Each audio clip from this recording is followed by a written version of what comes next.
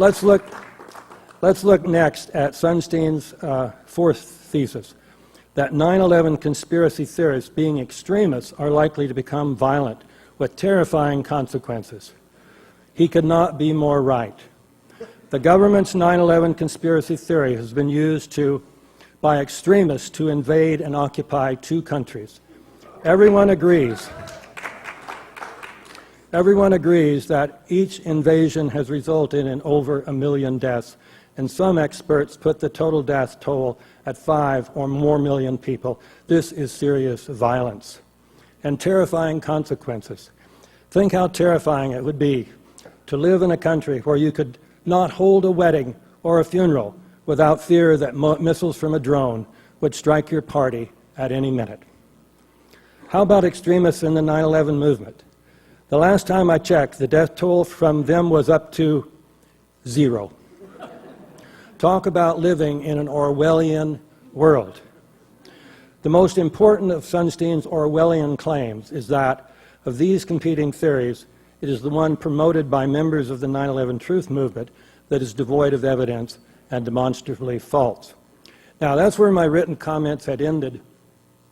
And coincidentally, then, this symposium that's in the American Behavioral Scientist came to me 2 days ago, and Orwell plays a big role in this statement.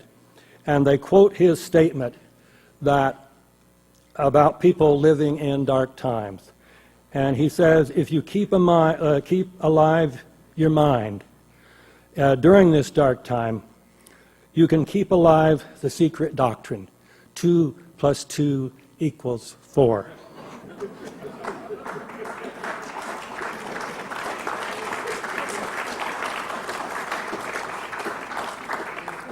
One of the writers says, Professor Stephen Jones found himself forced out of his tenured position for merely reminding the world that physical laws about which there is no dissent whatsoever contradict the official theory of the World Trade Center.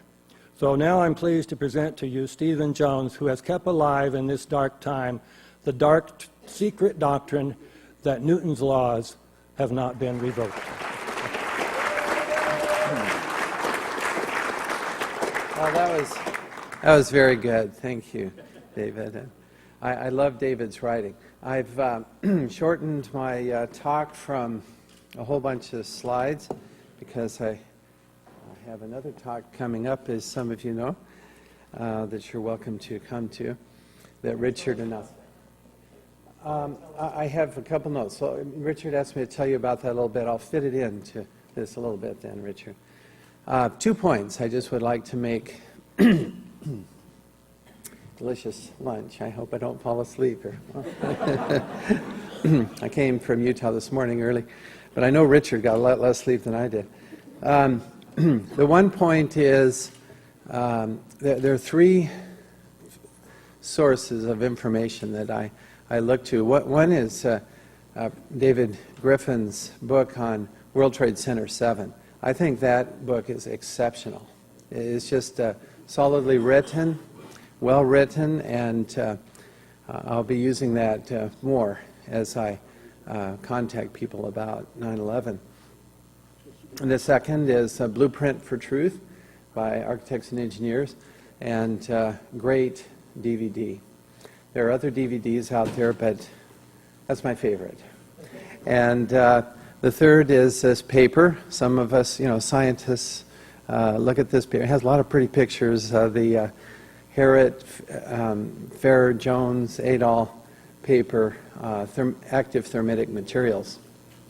And so those 3, I think, can be useful. Just my personal selection. I'm sure you have other selections that you would use to approach people.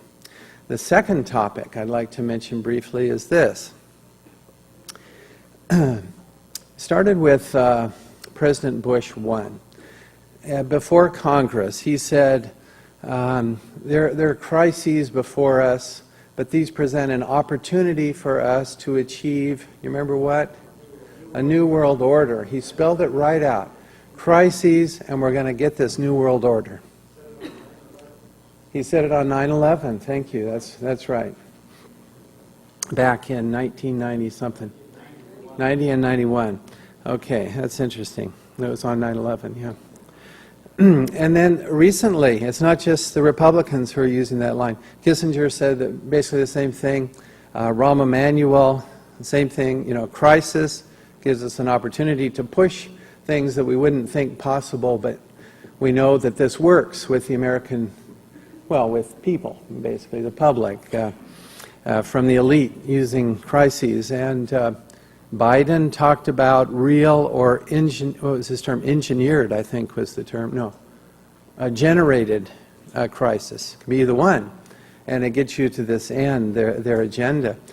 And, you know, what I'm getting at is whenever there's a crisis, I think we should challenge the official story. See, whenever there's a crisis. Okay. Now, just a couple examples. The currency crisis. Who was it? One of you talked about that. It seems like they're engineering a collapse of the American dollar.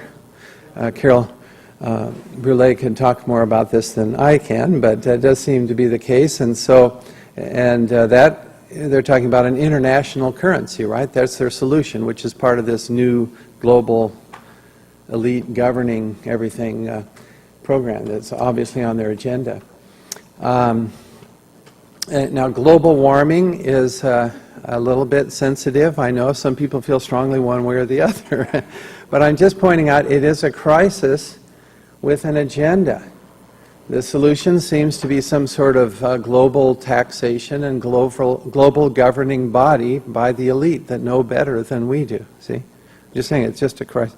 Another one that you might not have thought of, that I will be addressing this next little while, is Haiti. Now, Haiti you wouldn't think of as a generated crisis. But the goal, did you know that tremendous oil reserves have been found in the bay and that area right around Port-au-Prince? Tremendous oil reserves are reported in 2008 to be larger than the oil reserves of Venezuela, which is one of the largest oil producers in the world. So, again, is this a natural or real crisis, or is it one of Biden's generated crises, you see? And that's what I'll be talking about next hour. I don't have an answer for sure on that yet, but I do want to emphasize that those of us who've awakened to 9/11, what did they build out of that crisis of 9/11? It was Iraq, Afghanistan, its power, its oil, as Greenspan said, right? And you, what? Patriot Act, certainly, yeah.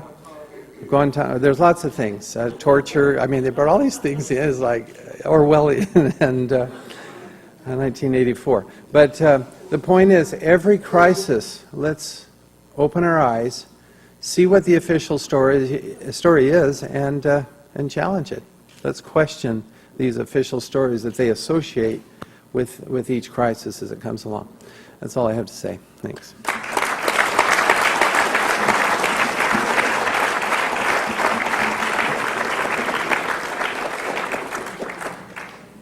Thank you, Stephen. There's always a bigger picture. People think, oh my God, how can I handle 9/11? And they have no idea that 9/11 is the tip of the iceberg. And you're just going to yourself, I'm not going to tell them, I'm not going to tell them. And you learn more and more, and you get sicker and sicker. And then you meet people like you here in this room, and it just brings your heart open again. And you go out and you realize you're not alone, you're inspired, we're working out of a sense of unity and oneness. And that's what we have to do. That's our strength. The truth works through networks of love and connection. And I think that's how we will ultimately win, is through the truth, through love, and through unity.